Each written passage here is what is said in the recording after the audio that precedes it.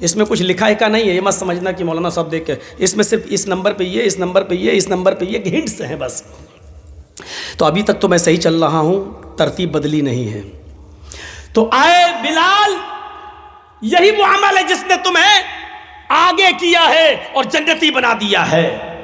اتنا سننا تھا بلال کی زبان سے کہ بڑے بڑے امیر اس مسجد میں بیٹھے تھے، دولت مند لوگ اس مسجد میں بیٹھے تھے. وہ بلال جو کبھی کبھی بھوک کی وجہ سے سڑک پر بیٹھ جایا کرتے تھے اور لوگوں سے کوئی مسئلہ پوچھتے تھے، حالانکہ حضرت بلال کہتے ہیں وہ مسئلہ مجھے خود معلوم ہوتا تھا، وہ مسئلہ مجھے معلوم ہوتا تھا، لیکن پھر بھی میں لوگوں سے پوچھتا تھا. شاید میری زبان کی لکنت اور میری چہرے کی کمزوری دیکھ کر اس کو یہ احساس ہو جائے کہ مجھے بھوک ہے اور وہ اپنے گھر لے جائے اور مجھے کھانا کھلا دے. اس لیے میں پوچھتا تھا، لیکن وہ مسئلہ بتا کر آگے نکل جاتا تھا. ہاں یہ ایسا نہیں، ایسا ہے، ٹھیک، مجھے بھی معلوم ہے یار. ارے میری حالت دیکھ، میری آواز نہیں نکل رہی ہے، میرا چہرہ، آنکھوں میں گڈھے پڑ رہے ہیں، میرے گال پچک گئے، میرا پیٹ پیٹ سے لگ رہا ہے، لیکن مانگ نہیں پا رہے کھانا. ایسا غریب انسان. لیکن جب صحابہ نے سنا کہ بلال کے جوتوں کی آواز اللہ کے نبی صلی اللہ علیہ وسلم نے جنت میں سنی، کھڑا ہو گئے. ایک صحابی کہنے لگے بلال ذرا میرے گھر آؤ. کہا کیا ہوا؟ تمہاری شادی نہیں ہوئی ہے؟ کہ ہاں نہیں ہوئی ہے. آئے بلال کیوں نہیں کی ہے؟ نہیں کرتا تو ہوں، لیکن میں اتنا کالا ہوں کہ میری شکل دیکھ کر ریجیکٹ کر دیا جاتا ہوں، کوئی لڑکی مجھ سے شادی کے لیے تیار ہی نہیں ہوتی. آئے بلال پریشان مت ہوئیے، میں اس علاقے کا امیر انسان ہوں، دولت مند ہوں، میرے گھر چلو، ایک نظر میری بیٹی کو دیکھ لو، اگر میری بیٹی تمہیں پسند آ جائے تو میں اپنی بیٹی کا نکاح تمہارے ساتھ کرنے کو تیار ہوں. اے بلال تمہارے ساتھ رہے گی میری بیٹی تو وہ بھی جنت جیسے عمل کرنے لگے گی، وہ بھی جنت جیسے کام کرنے لگے گی. نیک لڑکے سے شادی کرنے کی وجہ سے اللہ مجھے بھی جنت دے دے گا. اے بلال دیندار لڑکے کو اپنی بیٹی دینے کے بدلے اللہ شاید مجھے بھی جنت دے دے. بلال چلو میری بیٹی دیکھ لو، پسند آ جائے تو میں نکاح کے لیے تیار ہوں. دوسرے صحابی اٹھے، اے بلال انہوں نے پہلے کہہ دیا ہے، اس لیے پہلے ان کی بیٹی دیکھ لو، پسند آ جائے تو کوئی بات نہیں نکاح کر لینا، اور اگر پسند نہ آئے تو بے دھڑک میرے گھر چلے آنا، میں اپنی بیٹی کا چہرہ دکھانے کے لیے تیار ہوں.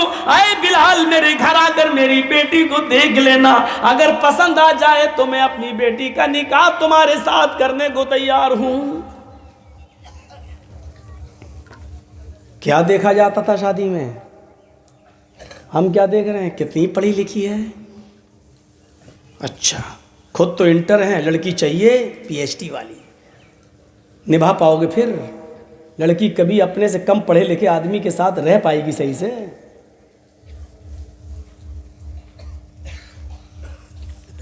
ہم کیا دیکھ رہے ہیں اور وہ کیا دیکھ رہے تھے؟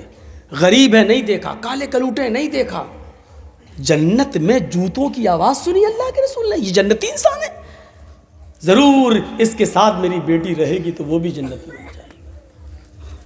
تو 2 رکعت وضو بنا کر 2 رکعت تحیۃ الوضو پڑھنا، یہ جنت میں جانے والا یہ بھی ایک راستہ ہے. ایک راستہ اور ہے، وضو بنانے کے بعد اب کیا کرو گے؟ نماز پڑھو گے. نماز کہاں پڑھو گے؟ مرد ہو تو مسجد میں، اور سنتوں کو نفل کو گھر میں پڑھنا افضل ہے.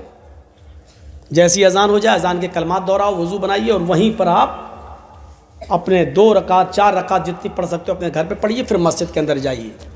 اگر مسجد بہت دور نہیں ہے تو، اگر مسجد دور ہے تو آپ پہلے سے جائیے، پھر وہاں سنت بھی پڑھ لیجئے، یا کم سے کم ایسا کریے کہ پہلے والی سنتیں وہاں پڑھ لیجئے اور سنت فرض نماز پڑھ کے پھر اپنے گھر آ جائیے، اور فرض نماز کے بعد جو سنتیں پڑھی جاتی ہیں وہ اپنے گھر پڑھ لیجئے آ کے۔ اللہ کے رسول نے فرمایا اپنے گھروں کو قبرستان مت بناؤ، یعنی قبرستان میں قرآن نہیں پڑھا جاتا ہے، اپنے گھروں میں، اور نماز نہیں پڑھی جاتی ہے، اس لیے اپنے گھروں کو قبرستان مت بناؤ، یعنی اپنے گھر کو بالکل قبرستان مت بنا دو کہ اس میں نماز ہی نہ پڑھی جائے، قرآن بھی نہ پڑھا جائے، قرآن کی تلاوت بھی کرو اور نماز بھی پڑھو۔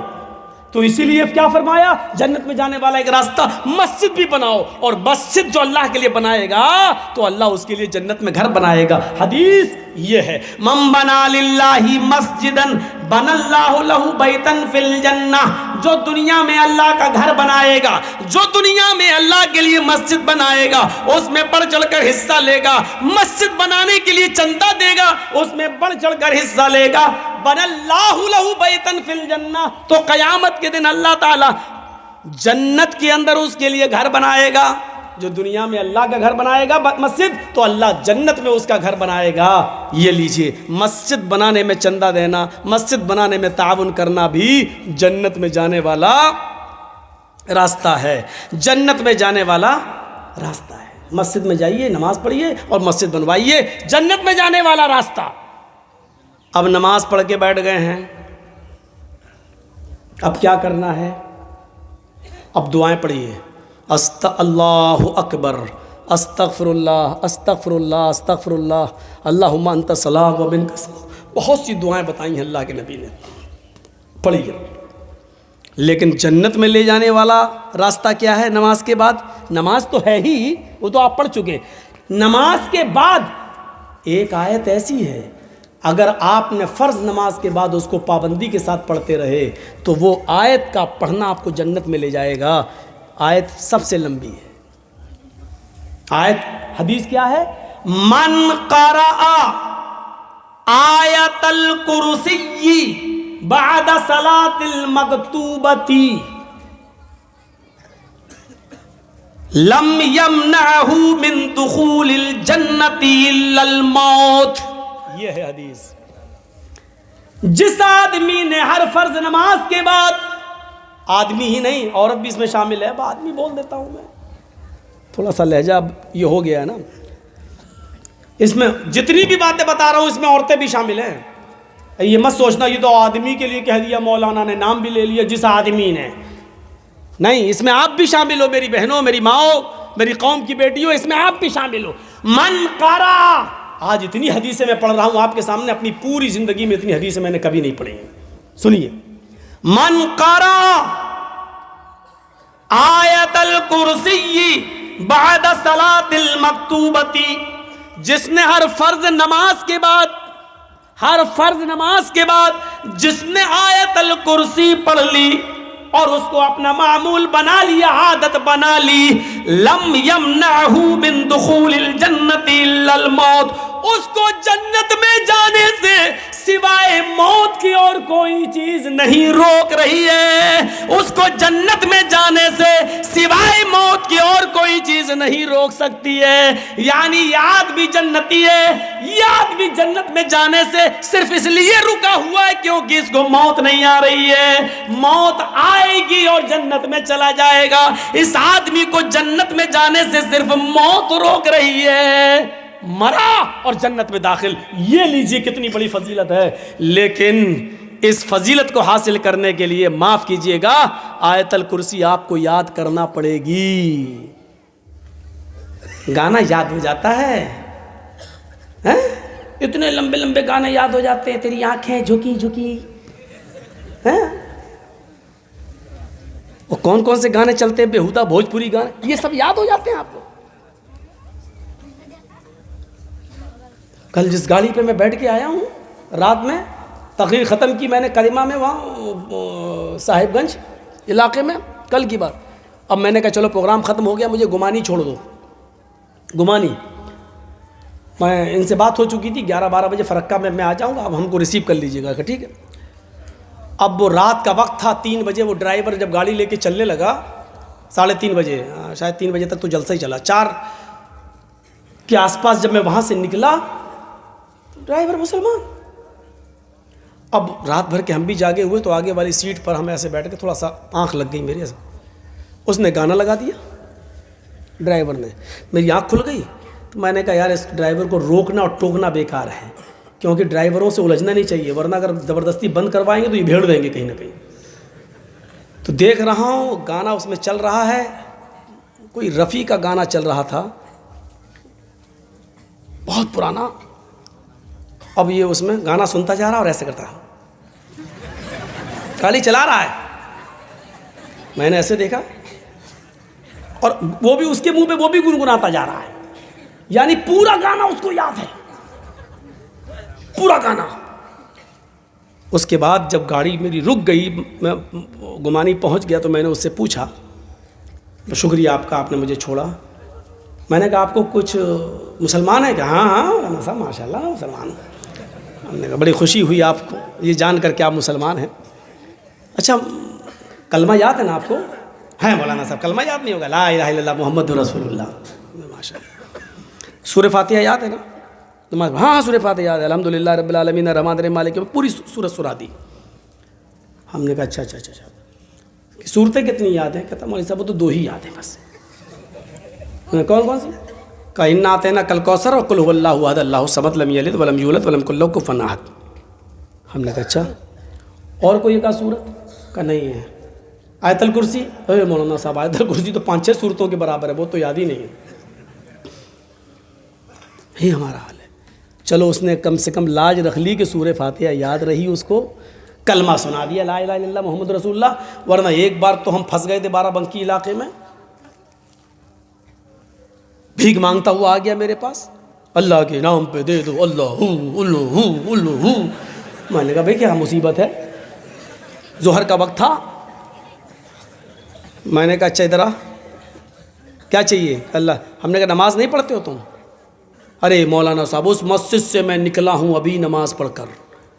ہم نے کہا ہو سکتا ہے بھائی ہم لوگ جلدی پڑھ لیتے ہیں, یہ دیر سے پڑھ کے نکلا ہوگا یہ. تو ہم نے کہا بھائی نماز پڑھ کے نکلے ہوگا؟ ہم نے کہا چہرے پہ مٹی لگی ہے, بالوں میں گندگی بھری پڑی ہے, کپڑے. ارے وضو بنایا کہ نہیں بنایا؟ نماز کے لیے وضو شرط ہے, تم نے وضو بنایا کہ نہیں بنایا؟ کہتا ہے مولانا صاحب میں نے وضو منگل کو بنایا تھا. اور جس دن اس نے یہ بات ہمیں بتائی وہ اتوار کا دن تھا, سنڈے تھا, سنڈے اتوار کا دن. میں نے کہا کب بنایا تھا؟ بولا میں نے وضو منگل کو بنایا تھا. میں نے کہا منگل بدھ جمعرات جمعہ سنیچر اتوار. ہم نے کہا 6 دن پہلے؟ کہتا ہاں. ہم نے کہا اس سے ابھی تک وضو ہی نہیں بنایا. کہتا نہ نہایا نہ وضو بنایا. ہم نے کہا کیوں؟ بولا ہم بزرگ ہیں نا, بزرگ صوفی ہیں ہم بزرگ ہیں, ہمارا وضو 40 دن چلتا ہے.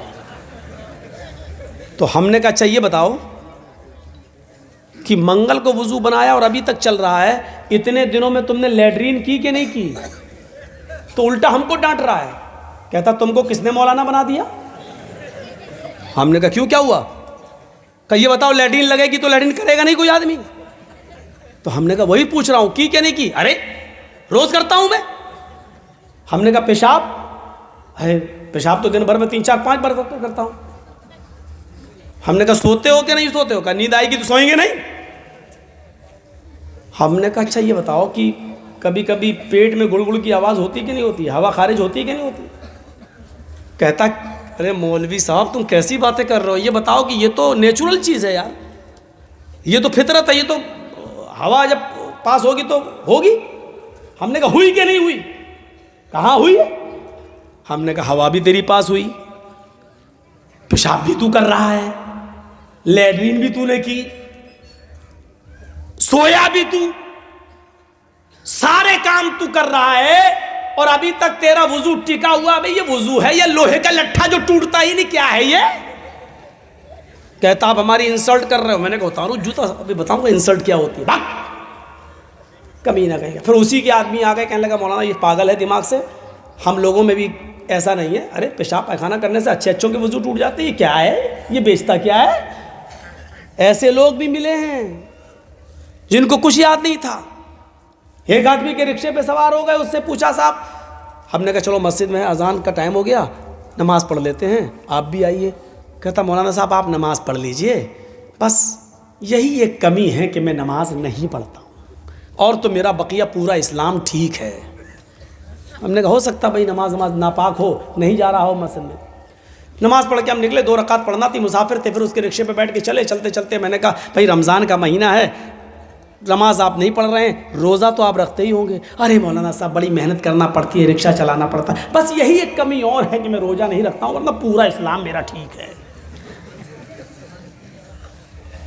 لاسٹ میں جب ہم اترے تو میں نے اس سے کہا کہ اچھا ایک بات, پیسہ اس کو دیا, 15 روپے اس نے مانگے تھے, کئی سال پہلے کی بات ہے. میں نے اس کو 15 روپے دیے تو میں نے کہا اچھا بھائی چلتے چلتے تھوڑا سا کلمہ ہی سنا دو, تم کلمہ یاد ہے تمہیں؟ کہتا بس مولوی صاحب کلمہ ہی یاد نہیں اور میرا پورا اسلام بالکل ٹھیک ہے. میں نے کہا واہ صاحب, کلمہ تجھے یاد نہیں اور تیرا اسلام ٹھیک ہے, یہ کون سا اسلام ہے جو بالکل ٹھیک ٹھاک ہے؟ کلمہ یاد نہیں, لا الہ الا اللہ محمد رسول اللہ, اور کہہ رہا میرا پورا اسلام ٹھیک ہے. تو دنیا میں ایسے بھی لوگ ہیں جن کو کلمہ یاد نہیں اور کہہ رہے میرا اسلام ٹھیک ہے. ایسے لوگ بھی موجود ہیں. تو من قرأ آیت الکرسی, آیت الکرسی کو یاد کریے, کتنی بڑی فضیلت ہے اس کی. ہم اس دنیا میں کیوں آئے؟ صرف کھانے اور پینے اور اپنے ماں باپ کی گاڑی کمائی کو عیش و آرام میں اڑا دینے کے لیے, جوئے اور سٹے میں اڑا دینے کے لیے, لاٹری خریدنے کے لیے, سود اور بیاس میں اڑا دینے کے لیے, شراب پینے کے لیے, گانجا اور اسمیک اور ہیروئن اور براؤن سگر استعمال کرنے کے لیے, بس اس لیے ہم اس دنیا میں پیدا ہوئے ہیں کیا؟ اپنے آپ کو پہچانو. قرآن تمہارے پیدائش کا مقصد بتا رہا ہے, وَمَا خَلَقْتُ الْجِنَّ وَالْإِنسَ إِلَّا لِيَعْبُدُونَ. او میرے بندو, میں نے تو تمہیں اس دنیا میں بھیجا ہے, اس دنیا میں پیدا کیا ہے تو صرف اس لیے کیا ہے تاکہ تم میری ہی عبادت کرو, میری ہی پوجا کرو, میری ہی بھکتی کرو, میرے علاوہ کسی اور کی عبادت نہ کرو. اس دنیا میں تو انسان عبادت کے لیے آیا ہے. اچھا میں کسی کو کھڑا کر کے آیت الکرسی سنتا ہوں, ایسا لگے گا آپ کل صبح ہو کے کہیں گے مولانا صاحب یہ کام غلط کیا آپ نے. سب کے سامنے کسی کی انسلٹ کرنا اچھی بات تھوڑی ہے. میں امتحان لینا چاہتا ہوں کہ ہمارا اسلام کتنا ہے, کتنے لوگوں کو آیت الکرسی یاد ہے؟ ایک کو کھڑا کر کے پوچھنا چاہتا ہوں, لیکن کل صبح ہماری ہی بدنامی ہوگی. آپ کا جس کو یاد نہیں اس کا چرچا نہیں ہوگا, میرا چرچا ہوگا کہ مولانا صاحب نے سب کے سامنے اس کو ننگا کر دیا. چھوڑو, مجھے کیا ضرورت ہے کسی کی انسلٹ کرنے کی, مجھے کسی کے سامنے ننگا کرنا مقصد نہیں ہے, اللہ کی قسم نہیں ہے. حضرت عمر فاروق کے زمانے میں ایک مسجد کے اندر کسی کی ہوا خارج ہو گئی, ایک صحابی کی, بدبو آ گئی. اب نماز کا ٹائم کھڑا ہے. حضرت عمر فاروق نے کہا اگر جس کی ہوا خارج ہوئی ہو وہ جائے اور وضو بنا کے دوبارہ آ جائے, تب تک ہم نماز ابھی کھڑی نہیں کر رہے ہیں, ابھی ہم نماز کے لیے کھڑے نہیں ہو رہے ہیں. جاؤ, اب شرم کی وجہ سے جا نہیں رہا, جس کی ہوا خارج ہو گئی بیٹھا. حضرت عمر نے 3 بار کہا جاؤ نا, یہ تو طے ہے کہ ہوا کسی کی خارج ہوئی ہے, لیکن اب کوئی نہ تو بتا رہا ہے اور نہ جا رہا ہے اٹھ کے.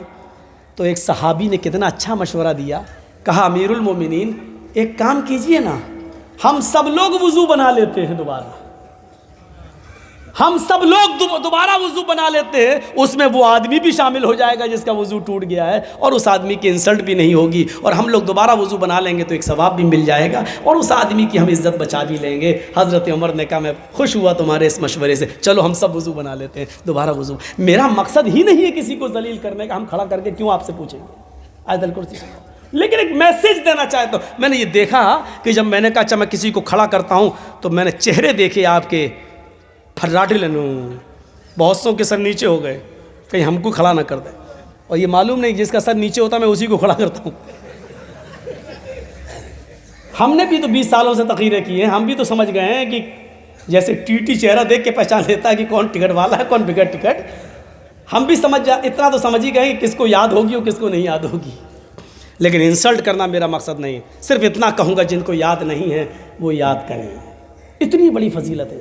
من قرأ آیت الکرسی بعد صلاۃ المکتوبہ, جس نے ہر فرض نماز کے بعد آیت الکرسی پڑھنا اپنا معمول بنا لیا, لم یمنعہ من دخول الجنت الا الموت, اس کو سوائے موت کے جنت میں جانے سے کوئی چیز نہیں روک رہی ہے.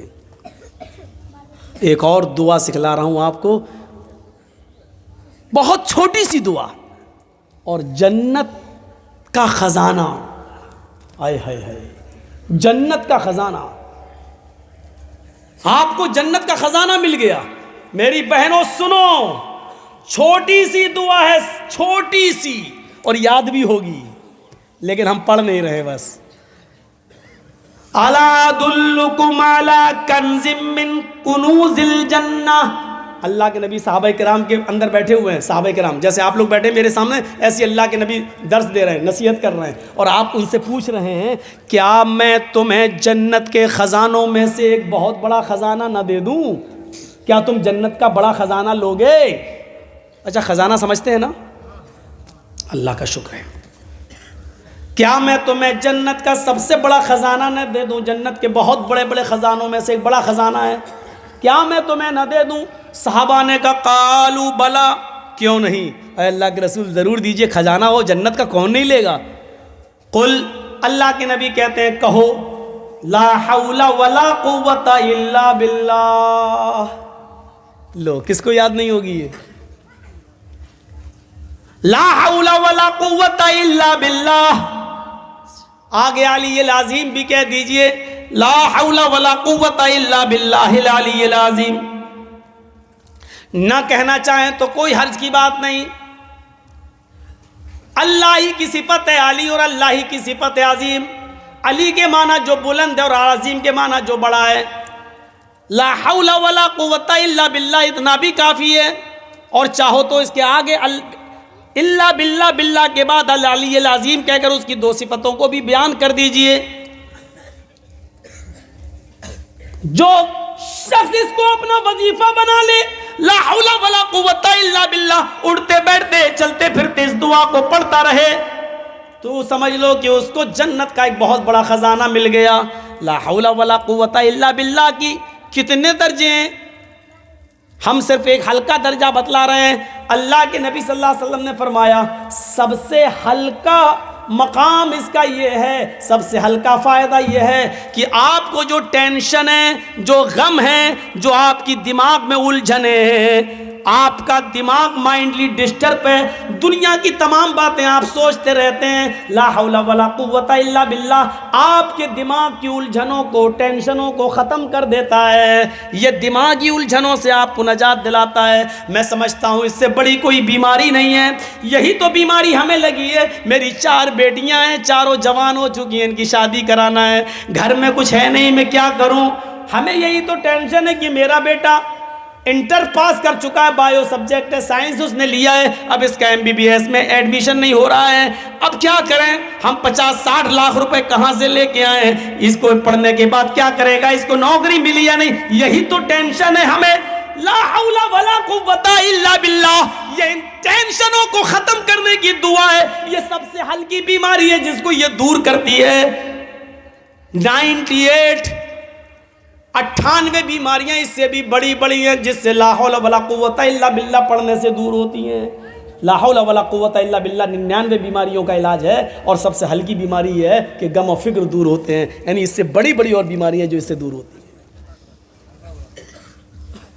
اب تھوڑا سا نمبر آ گیا ہے ہماری ماں بہنوں کا، ان کو بھی تو جنت پہ، ان کے لیے اسپیشل ایک حکم ہے۔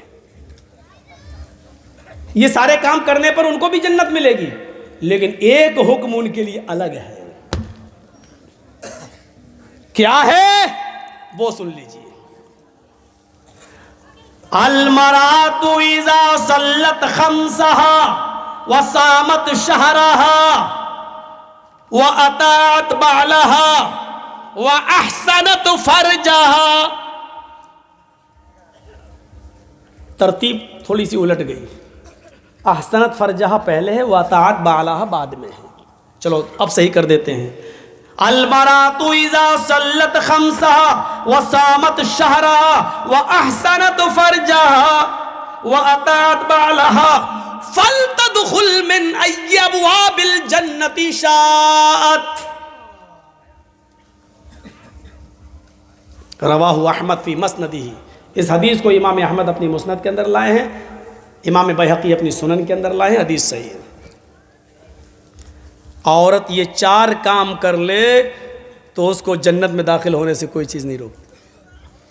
کون کون سے 4 کام ہیں؟ بڑے آسان کام، میری ماں بہنوں سن لو تمہارے لیے۔ المرأۃ اذا صلت خمسا، جو عورت 5 وقت کی نماز پڑھتی ہو، مردوں کے لیے بھی حکم ہے لیکن یہاں عورتوں کے لیے خاص کر دیا گیا، جو عورت 5 وقت کی نماز پڑھتی ہو، وصامت شہرا، اور رمضان کے پورے مہینے کے روزے رکھتی ہو۔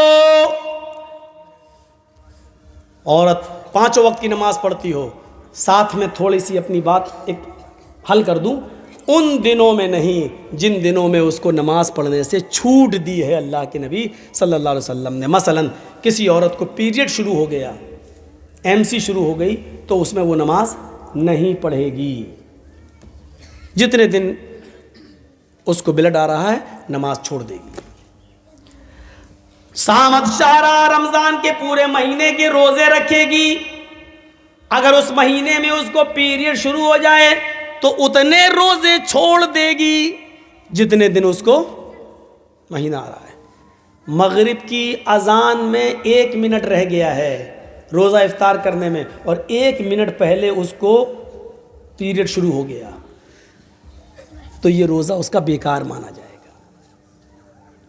پورا دن بھر اس نے روزہ رکھا اس بیچاری نے، لیکن 1 منٹ رہ گیا اور اس کو پیریڈ شروع ہو گیا تو یہ روزہ نہیں مانا جائے گا، لیکن بیکار نہیں ہوگا روزہ۔ اللہ تعالیٰ اتنی دیر بھوکا اور پیاسا رکھنے کے عوض اس کو ثواب دے گا، لیکن روزہ اس کا نہیں مانا جائے گا۔ اس روزے کو بعد میں وہ پورا کرے گی، اور اس کے علاوہ جتنے چھوٹیں گے ان روزوں کو بھی بعد میں پورا کرے گی۔ اللہ ثواب دے گا اس کو۔ صبح سے شام تک بیچاری، وہ تو نیت تھی نا اس کی روزے کی، اب اس کو 1 منٹ پہلے ہی اگر پیریڈ شروع ہو گیا تو اس بیچاری کا کیا قصور ہے؟ لیکن روزہ نہیں مانا جائے گا، اللہ ثواب دے گا۔ جاؤ بچوں، ارے وہ جو بچے کھو گئے تھے ان کو ماں باپ ملے کہ نہیں ملے؟ اور نہ ملے ہوں تو ہم کو دے دینا، بھیا میں جا رہا ہوں، لے جاؤں گا اپنے گھر، اگر فالتو ہوں تو۔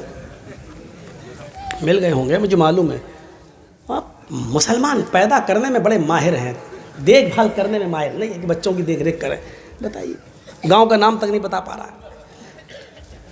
سنیے میرے بھائیوں، اب فرق دونوں میں کیا ہے؟ ان دنوں میں نماز بھی چھوڑے گی اور ان دنوں میں روزہ بھی چھوڑ دے گی۔ فرق دونوں میں اتنا ہے کہ نماز تو بعد میں پورا نہیں کرے گی، جو نماز چھوٹ گئی ہے اس کو دہرائے گی نہیں، اس کو پورا نہیں کرے گی، لیکن جو روزے چھوٹ گئے ہیں ان کو بعد میں پورا کرے گی۔ رمضان دوسرا مہینہ آنے سے پہلے روزوں کو پورا کرے گی، کیونکہ روزے 2 3 5 چھوٹتے ہیں، لیکن نمازیں 5 6 دن کی چھوٹتی ہیں، ظہر اثر مگر ایک دن میں 5 رکعتیں چھوٹتی ہیں۔ مان لیجیے 5 دن تو 25 رکعت، کیسے وہ پڑھے گی؟ یہ مشکل تھا اس کے لیے، اس لیے اللہ کے رسول نے ان دنوں میں نماز ختم ہی کر دی ان عورتوں کے اوپر، اور گناہ بھی ہٹا دیا، اس کو گناہ نہیں پڑے گا۔ دیکھیے، کوئی ضروری نہیں ہے جو ہماری عقل میں بات نہ آئے وہی صحیح ہے، جو عقل میں آئے وہی صحیح ہے، ضروری نہیں ہے۔ عقل کیا کہتی ہے؟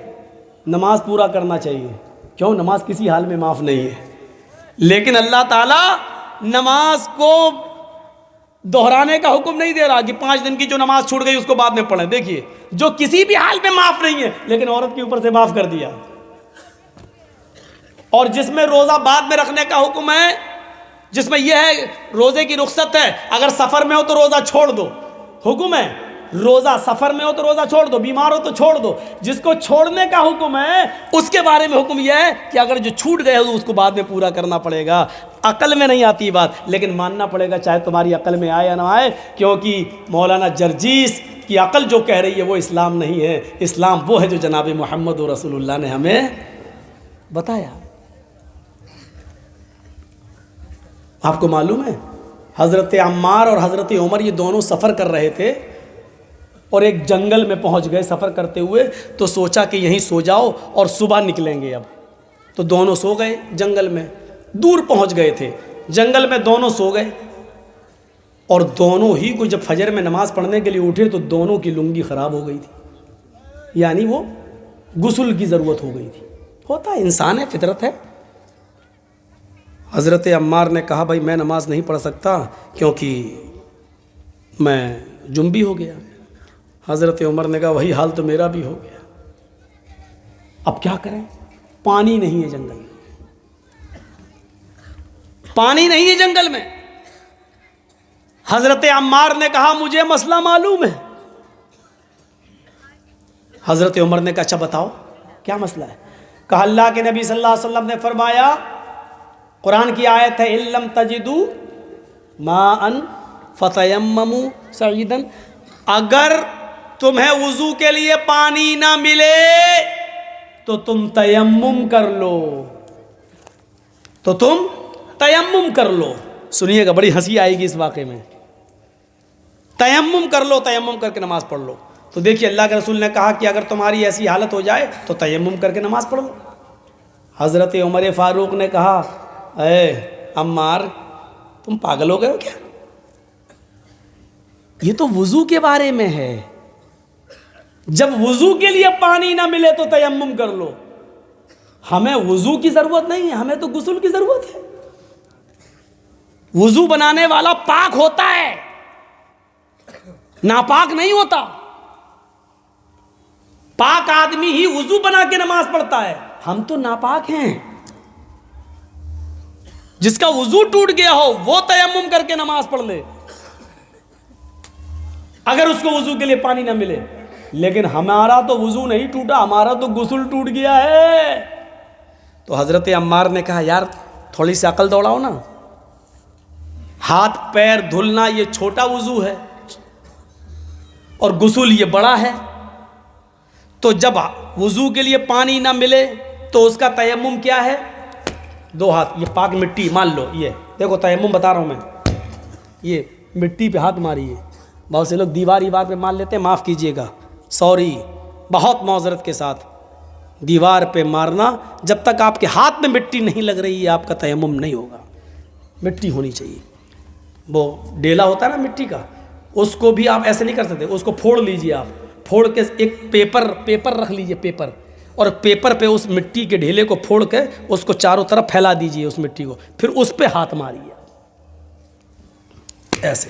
اب جب مٹی ہاتھ میں لگ جائے آپ کے تب اس مٹی کو پھونکیے ایسے، بس۔ اب ایسے نہیں جھاڑ لیجئے گا، یہ مارا مٹی لگ گئی، یہ ہو گیا۔ اب اس پہ ایسے کریے،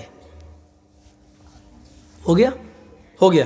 اب یہ دایاں ہاتھ بائیں ہاتھ کی پشت پر ادھر پیٹھ پہ ایسے، اور یہ والا ہاتھ، تیمم ہو گیا آپ کا۔ کہا اچھا، تو کہا حضرت عمار نے جب وضو کے لیے پانی نہ ملے تو چھوٹا تیمم کر لو، ہمیں غسل کے لیے پانی نہیں مل رہا تو بڑا تیمم کر لیتے ہیں۔ تو حضرت عمر نے کہا بڑا تیمم کیا ہوتا ہے؟ کاٹ کے پورا جسم مٹی پہ ہم لوٹ لیتے ہیں، پورے جسم پہ مٹی لگ جائے گی، نماز پڑھ لیتے ہیں۔ حضرت عمر کہتے ہیں نہیں یار یہ مجھے ٹھیک نہیں لگ رہا ہے، جب تک اللہ کے رسول نے ایسا کیا، ارے کیا نہیں ہے لیکن وضو والی حدیث پر قیاس کرو نا، جب وضو کے لیے پانی نہیں مل رہا تو ہاتھ مار لو، ہمیں تو غسل کے لیے نہیں مل رہا تو پورے جسم پر مٹی پھیر لو۔ حضرت عمر نے کہا میں ایسا نہیں کروں گا۔ حضرت عمار نے کہا میں تو کروں گا۔ انہوں نے کپڑے اتارے اور حدیث کے الفاظ بخاری کے تمرغت کما تمرغ الدابہ، مٹی پر ایسے لوٹے پورا، جیسے چوپایا چار پیر والا جانور مٹی میں کلا منڈیا کھاتا ہے، اٹھے اور کھڑے ہو کے نماز پڑھ لی۔ حضرت عمر فاروق نے نماز نہیں پڑھی، کہا نہیں میں جب پانی مل جائے گا غسل کروں گا تب اس نماز کو قضا کروں گا۔ یہ دونوں لوگ چلے۔ یاد رکھنا حضرت عمار نے نماز پڑھ لی، حضرت عمر نے نماز نہیں پڑھی، دونوں نے اپنی اپنی عقل دوڑائی۔ دیکھیے اسلام عقل پہ نہیں چلتا، لیکن دونوں نے اپنی اپنی عقل دوڑائی۔ حضرت عمار نے ایسا کر کے نماز پڑھ لی، حضرت عمر نے کہا نہیں، جب شہر میں آئے تو پانی مل گیا، کر کے پورے جسم پہ مٹی لگا لی۔ اللہ کے رسول ہنستے بھی گئے اور کہا کہ اے عمار یہ تم نے غلط کیا، ایسا نہیں کرنا چاہیے تھا۔ تو حضرت عمر خوش ہو گئے، دیکھو عمار کا طریقہ غلط نکلا، میرا صحیح ہو گیا۔ تو حضرت عمار کہتے ہیں اللہ کے رسول انہوں نے تو نماز ہی نہیں پڑھی، کہا عمر تم نے کیا کیا؟ کہ اللہ کے رسول جب پانی نہیں ملا تو ہم نے نماز ہی نہیں پڑھی. ہم جب شہر میں چلے گئے, جب پانی مل گیا تو غسل کیا, اور غسل کرنے کے بعد ہم نے نماز پڑھی. آپ نے کہا عمر تم نے بھی غلط کیا. دونوں بڑے صحابہ, عمار ابن یاسر, وہ سمیہ کا بیٹا عمار جس کو اسلامی تاریخ میں سب سے پہلے شہید کر دیا گیا تھا اور جس کی شرمگاہ میں نیزہ مارا گیا, سمیہ کا بیٹا عمار, یاسر کا بیٹا عمار, پرانا صحابی, نبی کی صحبت میں رہنے کے باوجود ایک غلطی کر گئے. اللہ کے رسول نے کہا عمار تم نے اپنے جسم پر, پورے جسم پر مٹی کو جو ملا وہ بھی غلط کیا, اور اے عمر تم نے نماز نہ پڑھ کر وقت کو چھوڑ دیا اور پانی کے مل جانے, پانی کی تلاش میں گھومتے رہے اور پانی ملنے تک تم نے نماز کا وقت نکال دیا, تم نے بھی غلط کیا. وضو کا تیمم اور غسل کا تیمم ایک ہی ہے, چاہے وضو کے لیے پانی نہ ملے یا غسل کے لیے پانی نہ ملے, ان دونوں صورتوں میں ایک ہی تیمم کیا جائے گا. بس اتنا کافی تھا کہ اپنے دونوں ہاتھوں کو زمین پہ مارتے, پھونک لیتے, چہرے پہ مر لیتے, دائیں ہاتھ بائیں ہاتھ پر اور بائیں ہاتھ دائیں ہاتھ پہ پھیر لیتے اور نماز پڑھ لیتے. ضروری نہیں ہے ہماری عقل جو سوچے وہی صحیح ہو. جرجی صاحب کی عقل میں اگر کوئی بات نہیں آ رہی ہے تو ضروری نہیں ہے کہ جرجی صاحب یہ کہتے ہیں کہ نہیں یہ اسلام ہو ہی نہیں سکتا. اسلام وہ ہے جو جناب محمد رسول اللہ صلی اللہ علیہ وسلم بتا رہے ہیں. چلیے میری ماں بہنوں, ہماری عقل میں نہیں آ رہا ہے اللہ کے نبی نے نماز کیوں معاف کر دی عورتوں کے اوپر سے, جبکہ نماز تو کسی بھی حال میں معاف نہیں ہے. لیکن اللہ کے رسول نے کہا عورتیں نماز نہیں پڑھیں گی جو پیریڈ میں چھوڑی ہیں, لیکن روزہ پورا کریں گی بعد میں, دوسرا رمضان آنے سے پہلے پہلے روزہ پورا کریں گی. ہماری عقل میں نہیں آ رہا ہے لیکن ماننا پڑے گا کیونکہ یہ حکم ہے جناب محمد رسول اللہ کا. دو چیزیں, وَأَحْسَنَتْ فَرْجَهَا, اپنی شرمگاہ کی حفاظت کرتی ہوں. شرمگاہ کی حفاظت کے دو معنی ہیں. ایک تو یہ ہے کہ وہ صرف اپنی شرمگاہ کو اپنے شوہر کے لیے استعمال کر سکتی ہے, بس یہ بالکل کھلا ہوا معنی ہے. ہاں, اور دوسری شرمگاہ کی حفاظت کا معنی یہ ہوا سطر کی حفاظت, یعنی وہ چست کپڑے نہیں پہن سکتی ہے. چست کپڑے, لیگی پہن رہی ہیں, یہاں سے لے کے یہاں تک ایسے آ رہی ہے, جہاں سے چپکی ہوئی ہے, یہاں سے یہ ران دکھائی دے رہی ہے, یہ ننگی ہے عورت. یہاں تک جمپر یہاں تک ہے لیکن چپکا ہوا ہے بالکل ایسے, یہ ایسے چپکا ہوا ہے, کپڑا ہے یہ لیکن چپکا ہوا ہے. یہ باہوں کا یہ حصہ دکھائی دے رہا ہے, اس سے اندازہ لگ رہا ہے کہ اس لڑکی کے یا اس عورت کے ہاتھ کتنا, اس کی گولائی کتنی ہوگی, اس ران کی گولائی کتنی ہوگی. اس کو بھی اللہ کے رسول نے ننگا پن کہا ہے. نساء کاسیات عاریات مائلات و ممیلات. ایسا زمانہ آ جائے گا کہ عورتوں کو تم دیکھو گے کہ وہ کپڑے پہنیں گی لیکن ننگی ہوں گی. یہ ایسی ہی عورتوں کے بارے میں کہا ہے. ڈریس انسان کو مہذب بھی بنا دیتا ہے اور بے شرم بھی بنا دیتا ہے. ڈھیلا ڈھالا لباس انسان کو مہذب بناتا ہے. میری ماں بہنوں, تمہیں میک اپ سے کوئی منع نہیں کرتا, اور جاؤ مولوی جرجیس ایک ذمہ دار منچ پر بیٹھ کر, کرسی پر بیٹھ کر تمہیں ذمہ داری سے کہتا ہے تمہارے سامنے کہ تمہیں میک اپ کرنے سے میں کبھی نہیں منع کرتا ہوں اور نہ کر رہا ہوں, شوق سے کرو. ایک چیز کی اور اجازت دیتا ہوں, فیئر اینڈ لولی تھوڑی سی نہیں پوری کی پوری نکال کے لگا لو, میں منع نہیں کر رہا ہوں, جائز ہے تمہارے لیے. یہ مولانا کیا کہہ رہے ہیں؟ ہاں, پاؤنڈز کی کریم پوری نکال کے لگا لو. کل تک میں نے کہا تھا لپسٹک عورتیں نہیں لگائیں, لیکن ساری کمپنیوں نے ذمہ داری کے ساتھ یہ بیان لکھ کر WHO کو دے دیا ہے کہ ہم لپسٹک میں خنزیر کی چربی، سور کی چربی نہیں ملا رہے ہیں۔ اس بیان کے آ جانے کے بعد مولوی جرجیس اب تمہیں کھل کے اجازت دیتا ہے کہ تم اپنے ہونٹوں پر جتنی لپسٹک چپڑنا چاہو چپڑو، لیکن یاد رکھنا صرف اپنے گھر کے اندر، اپنے شوہر کے لیے۔ سمجھ رہے ہو؟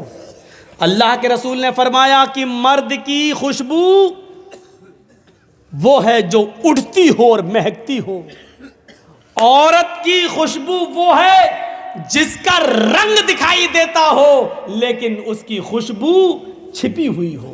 یعنی عورت خوشبو لگا کر، پرفیوم لگا کر گھر سے باہر نہیں نکل سکتی، چمیلی کا تیل لگا کر گھر سے باہر نہیں نکل سکتی، ڈابر آنولا کا تیل لگا کر گھر سے باہر نہیں نکل سکتی، خوشبودار کوئی چیز لگا کر گھر سے باہر نہیں، کیونکہ عورت کی خوشبو، عورت کی زینت اس خوشبو میں ہے جس کی خوشبو ظاہر نہ ہوتی ہو، دوسرے کو نہیں لگتی ہو، اور اس کا رنگ ظاہر ہو۔